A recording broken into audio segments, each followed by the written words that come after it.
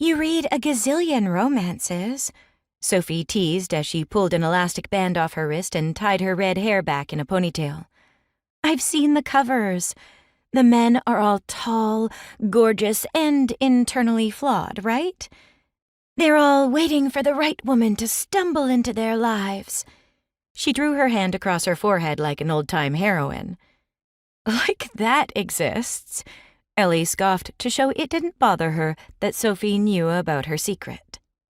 Losing yourself in a romance novel sure beat the possible heartache of the real thing.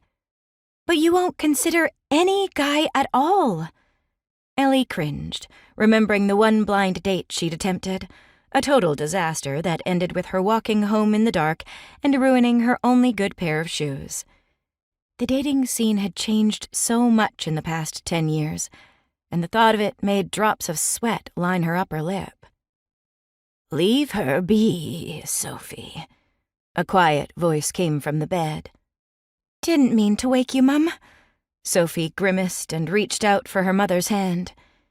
"You okay?" "I'll be fine." Jenna took a slow breath and looked from her daughter to her niece. "She's right, Ellie. You need to look after yourself more. We'll be fine." The knot in Ellie's stomach grew. She put her notebook back in her satchel, promising herself she'd work on her nerves. She couldn't have people thinking she was falling apart, which she wasn't, but could, but wouldn't, as long as she worked on it. "Then I'll take this moment to go buy my Flip Pal scanner." She gave her aunt's hand a squeeze. "I won't be long." Sophie walked over to her cousin, bent down, gave her a big hug, and whispered in Ellie's ear, "Fine, subject closed for now, but you don't have to come back, Elle. Go home and rest. Do something for yourself for a change. Mum will fall back to sleep soon. She doesn't even realize we're here most of the time." "I know." Ellie hugged her cousin tight. It would suck for her to wake up alone, though. "You're taking a few days to yourself, right?"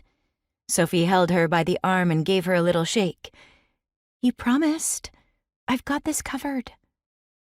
"I can hear you, you know," Jenna said, sending Ellie a tired smile. "Ellie, I can be by myself.